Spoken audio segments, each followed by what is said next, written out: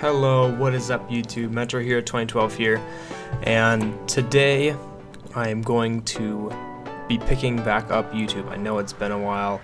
I apologize to those of you who have been watching my Seattle Supersonics series.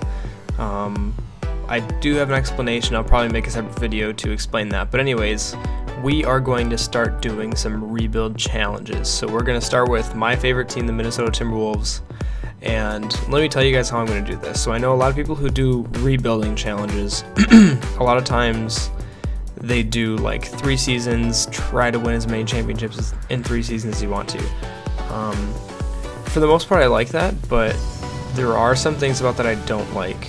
Mainly is you don't get to see the progression of the players. And what I'm going to focus this rebuilding series around is the training the players. So, that being said, I don't want to only go 3 seasons, I want to go further than that. So what I think I'm going to do is have kind of a core team built, at least for the Timberwolves, maybe not for other teams that I do, but I'm starting with the Timberwolves. I'm going to have this core team built, which revolves around Towns, Wiggins, and Levine, and Dunn as well, and then have this team grow and play together, and I'm going to continue this series until those players retire. So it's going to be kind of cool. I'm going to see what overall they actually get to just by training them. And this particular series, I don't think I'll be playing any games unless I get to like Game 7 of Finals or something like that. But just to keep it moving along, I'm not going to play games, and it's a lot easier to like edit stuff like that. That was the other thing about the other series. It took a really long time to make. But I could definitely play like 1 game a year, especially if we get to the finals. Maybe play a 5-game series in the finals or something like that. Let me know what you think in the comments below. Probably going to end up doing something like just playing deciding games in finals. So if it's an elimination game in the finals, I will play it whether we're down 0-3 or we're up 0-3 or we're tied at 3, whatever it is, I'll be playing that deciding game in the finals. So each episode will likely be a season unless I get to the finals, then I'll probably have to split it up per game and stuff like that. But episode 1, this entire episode covers the complete first season. So here you can see I'm trying to trade for Devin Booker, trying to get kind of another piece to go along with this young team, and what actually happened is either Booker or Levine would end up coming off the bench. However, we were unable to get Devin Booker anyways, so it doesn't matter much. But back to kind of the logistics of this series, I want to know what you guys think about doing this rebuilding thing. I think it's going to be very cool. In the long run, it's a little bit easier for me just to do my GMing and make this team good, and that's honestly what I enjoy about sports games, is being the GM and making deals. And I know this isn't exactly going to be realistic, but it's kind of inspired because of how the season is going for the Timberwolves. I thought, like, we have a good team, but we're not cutting it, and we have to make some moves. And I just thought, hey, well, if I were GM, I might do a few things to switch our season around, and so on and so on. So we're going after Joel Embiid. We're offering Ricky Rubio, Shabazz Muhammad right now. We're going to do everything we can to get Embiid, even if it costs us a first-round pick, because we think he's going to be an awesome center to build around. And there they go, they accepted. So that looks like Rubio. Was it Shabazz? I think Shabazz Muhammad, and then a first-round draft pick. Oh, no, it's not Shabazz. Who was it? Sorry, I don't remember who it was that I traded, but it was Rubio, one other player, and a first-round draft pick. And Embiid's already 83 overall, very good defensive center. And what I love about Embiid is he's got crazy good footwork. I really liked him at Kansas, and him coming into the NBA, I thought he was going to be really good. He has sat out 2 years due to injury, but we're going to assume that his injuries were just short-term things at the beginning of his career, and hopefully he can get over that. I guess we're banking a lot on that trading our first round pick, but essentially we needed to move on from Rubio. I know he's a very good point guard, and in real life I would not make that move, but because this is a rebuilding series and we know that Dunn has crazy potential, we're going to be building around Dunn at the point guard position. So Rubio kind of had to go. I do like Tyus as backup for now. We're going to go ahead and sign Lance Stevenson to be coming off the bench for us, because we do need somebody to fill, I believe, a small forward role. Or no, we still have Shabazz, so we need somebody to fill in a backup shooting guard role. So we signed Stevenson for that. And we're going to keep going. We're just going to simulate, and this is all going to be in fast forward. We start the season really well at 3-0. A few players are going to get upset throughout this whole thing, but I will mention that I did two things, guys. One thing. I turned injuries off, and it's not because I don't want it to be realistic. It's because doing these simulations takes so much longer. People get injured, and I'm not just saying that. Somebody will get like a muscle cramp in their legs in their day-to-day, and they say out for 1 to 2 days, and you can decide whether or not you'd like to make them play through the injury. And that happens literally every week. So I'm not going to deal with that. I am going to be doing a lot of simulating in this series, so I don't want to have to deal with that kind of stuff. So I did turn injuries off. And I feel bad that it's not going to be as realistic because players won't get injured and such. But I really just can't deal with it. It takes way too long. If you guys disagree with that, I can turn injuries back on for the second season. But let me know if you agree or disagree with that decision. But I really don't want to deal with it. So we're trying to make some other moves work. I want to get Thonmaker, mainly because Gorgie Zhang is complaining. So that's the other thing about this, guys, is some people start complaining in the series and I just can't stand it. And I'll just trade him because Gorgie's not a starter, he's going to whine. So I'm going to trade him for somebody who's not going to whine. And again, had he not been complaining to me, I would have loved to keep Gorgie Zhang, but it just looked like it's not going to happen. So we ended up trading and getting Frank Kaminsky. I used to live in Wisconsin. I live in Minnesota now, but I do cheer for the Wisconsin Badgers, and it was really cool to be watching Frank Kaminsky throughout his career at Wisconsin, and now cheering for him in the NBA. I really like him. He's going to be a very good bench player for us. He can shoot threes as a center. He's a very good pick-and-roll center. He does need improved defense, but the way I look at it is we have very good defensive power forward and center, so we can have some scoring options coming off the bench. And I think Kaminsky is one of the better scoring centers in the NBA, at least he will be in the years to come. So we decided to trade Gorgie for a very offensive Frank Kaminsky, and hopefully we can improve his defense. So one thing so far that I have forgotten to do is to assign training to players.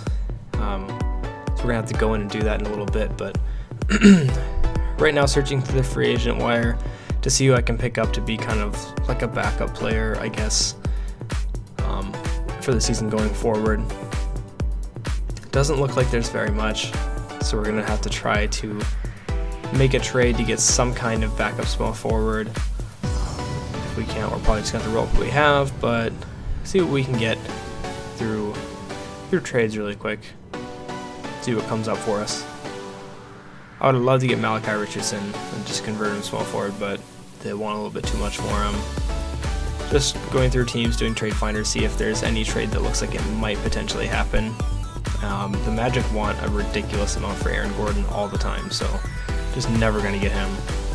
I honed in on Rondae Hollis-Jefferson because the Nets were fairly willing to trade him, so I gave up, I believe, 2 second-round picks and Jordan Hill and actually got Rondae Hollis-Jefferson.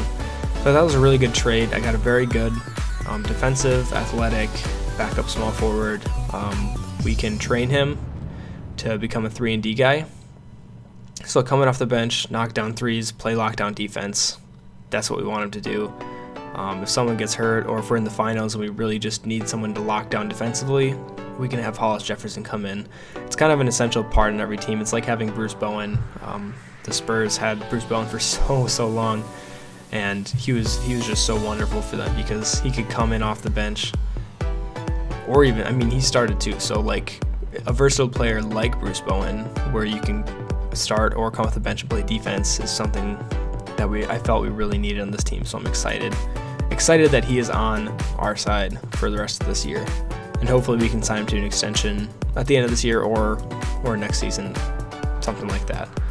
So here we're going to go into training and train all these guys up like I said we would. I don't know why I didn't do it at the beginning of the season, but at least we're going to get some guys some work and hopefully get them better at some stats before the end of the year. You can kind of see what I'm training people. Joel Embiid, I'm making him a good defender and inside shooter. Lance Stevenson I do work on for some reason, even though I don't think he's going to make it to next year for us. Kaminsky we're going to work on strength and post D, I believe, because he's already fairly good at offense. We're going to make him a more well-rounded NBA center / power forward.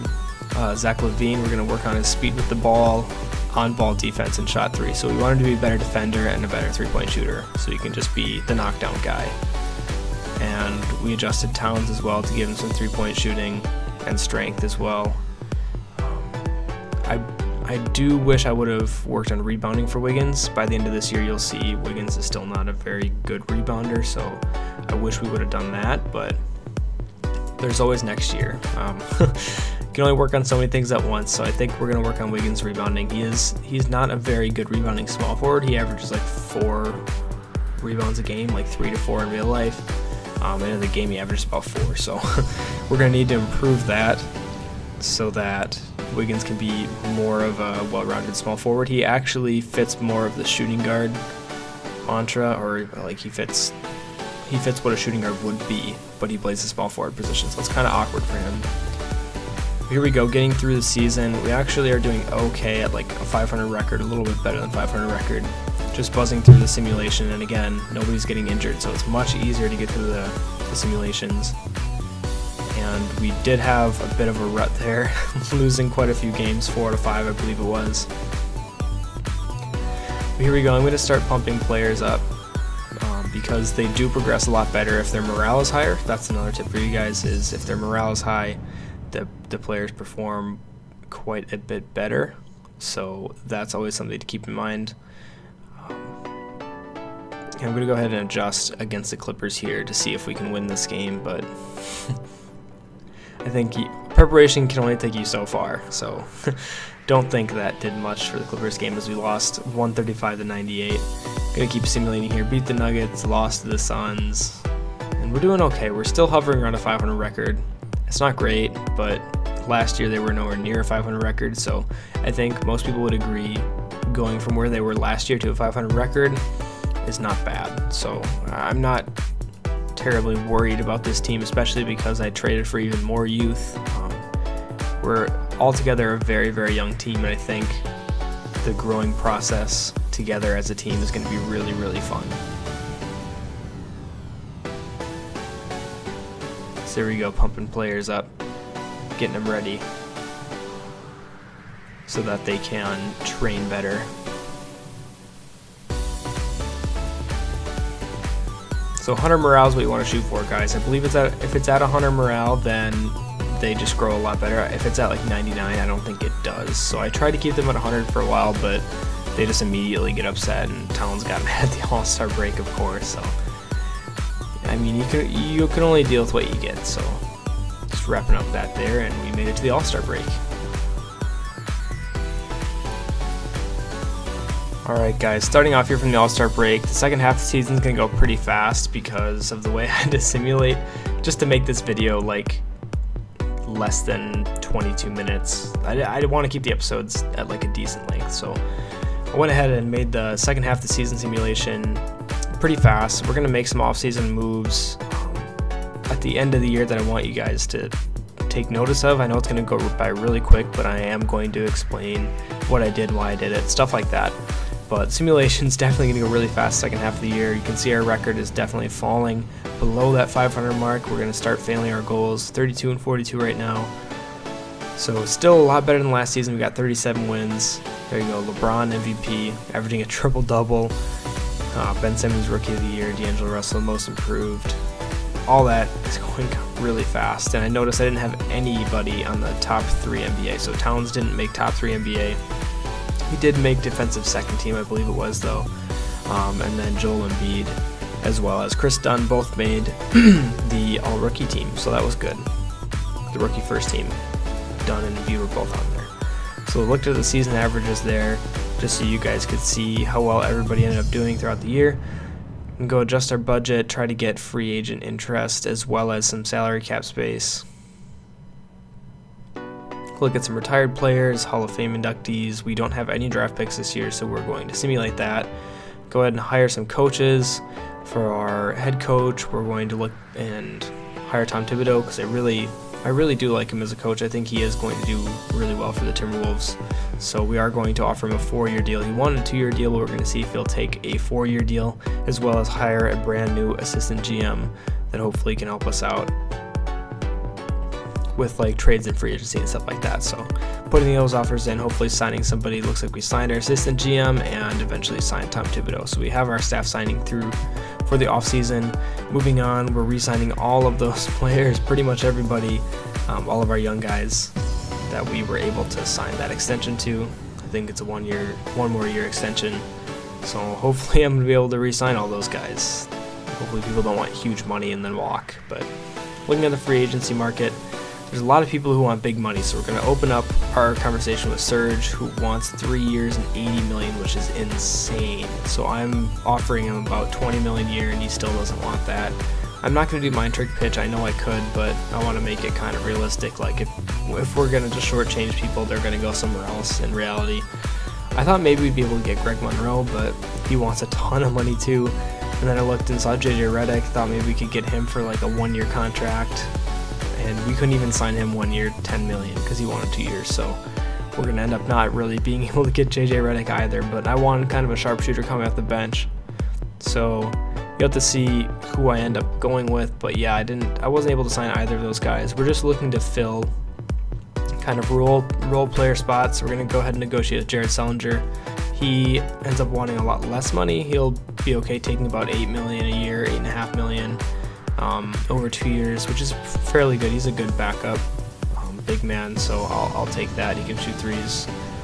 Noel wants a lot of money, so he won't be coming to us. And Carter Williams wants a ton of money as a backup, so I could have given him like $8 million a year to be backup point guard, but we do have Tyus Jones, and I like Tyus Jones a lot, and I think he's going to do just fine for us. So here we go, negotiating contract. Deion Waiters, hopefully we can get him to come on our team to be that backup shooting guard that we're looking for in free agency. But again, he wants somewhat a bit of money. I'm going to go ahead and see what Andrew Bogut wants. Turns out he's okay accepting minimum, so we're going to offer him a contract in case we just want another center going into next year. We don't have to accept that contract, but we might want to. And here we go, Korver also said he would take minimum, so he could be that sharpshooter off the bench. And looking back on it now, I wish I would have offered him more money, because it was just a steal to get him for almost minimum dollars anyways. And turns out he went in and signed with a different team, and Myers Leonard wants $10 million a year, so we're just going to walk away from that. But yeah, Korver signed with a different team. I probably should have offered him more money, because having him on the team would have meant a lot, I think, having that scoring coming off the bench. But we are going to have to pursue other options, because he does decide to sign elsewhere. So we're going to go ahead and offer Tim Hardaway a minimum contract. Just give people some offers in case things don't pan out the way we want it to, so that we can at least fill our roster with decent players. I'm going to put an offer into Doug McDermott to try to make him a backup shooting guard instead of small forward. And there we go. We signed Jared Sullinger. Going to go ahead and sign Bogut as well. And now I think about it, players can't get injured, so maybe I shouldn't have signed Andrew Bogut. Didn't think about that. Maybe I'll turn injuries back on. It's just, seriously guys, it's a pain. But that, if you leave anything in the comments below, I want you to tell me whether or not you want me to turn injuries on or not. I can put up with it. It's just super annoying, so just let me know. There we go. We signed Tim Hardaway, so we do have a backup shooting guard. Maybe not our best option we could have gone with, but we got someone. So we got all the role players we needed in free agency, so we're just simulating the rest of it. Looking and still seeing that Jeff Teague and Greg Monroe haven't gotten any offers throughout the entire offseason. Looking at our progression quick here, Towns got a ton better, Wiggins got better. Chris Dunn got better, Kaminsky and Tyus Jones both got better, and you can see everybody's stats are going up, except a few went down, looks like for Levine and Embiid, but we are going to work on those in the offseason and next year. We're going to go ahead and simulate, auto-generate rookies for next year, go into training camps. We just trained Jared Sullinger a bit. Essentially what I'm doing here is just did untapped potential for Levine and Wiggins and Embiid. We're just trying to get their potentials up. And anybody who has a potential that could increase, I did that. And then Chris Dunn, I did combo guard to make him kind of like a Russell Westbrook type. And now we're having to buy them. So I gave untapped potential to Hollis Jefferson, because I think we're going to keep him on the team for a while. And then also untapped potential for Kaminsky, I think. Let's see who this is here. I believe it's Kaminsky on Tyus Jones. So I'm really trying to get everybody better here. So everybody improving. Just just because I feel like with our young squad, I think we're going to want to keep a lot of these guys, so giving them higher potential is not a bad idea, and also it helps with trades. So if we do want to trade somebody halfway through the year, having higher potential will actually increase their trade value. So we're pretty much sending everybody to a camp. Sent Towns to weight camp so he can get stronger. He went from 87 to 91 strength. We're going to keep doing that every year because he literally is good at everything else. So we're going to head into next season here, show you our roster starting out next season, and then for season 2, it's going to be episode 2. So hopefully you guys enjoyed episode 1. Give me some suggestions for how you want the series to go, if you like it, if you don't like it, if you want to see games, or if you think the elimination games and finals is okay with you guys, or if you want to see more playoffs. Leave me suggestions in the comments below, and I will see you guys in episode 2. See ya.